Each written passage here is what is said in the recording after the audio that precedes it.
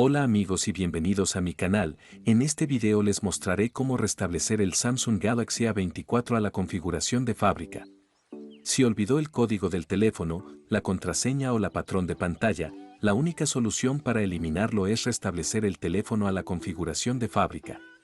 El teléfono debe ingresarse en modo recovery, para ello debe estar conectado a una computadora que debe estar encendida.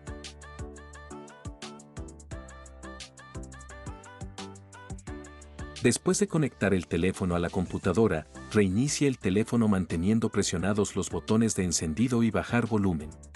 Cuando el teléfono se haya reiniciado, presione el botón de encendido y subir volumen. Mantenga presionados los botones de encendido y bajar volumen. Cuando el teléfono se reinicia, mantenga presionados los botones de encendido y subir volumen.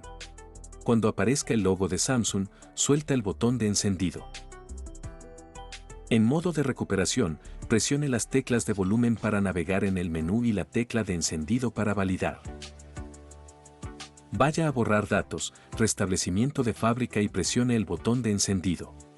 Ahora tengo que seleccionar restablecer datos de fábrica y presionar el botón de encendido.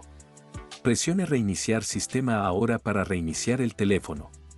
Se eliminan todos tus datos, pero si tu teléfono tiene una cuenta de Google registrada, necesitarás conectarte a una red Wi-Fi o insertar una tarjeta SIM que tenga servicio de datos activo para poder ingresar el nombre de usuario y la contraseña de tu cuenta de Google.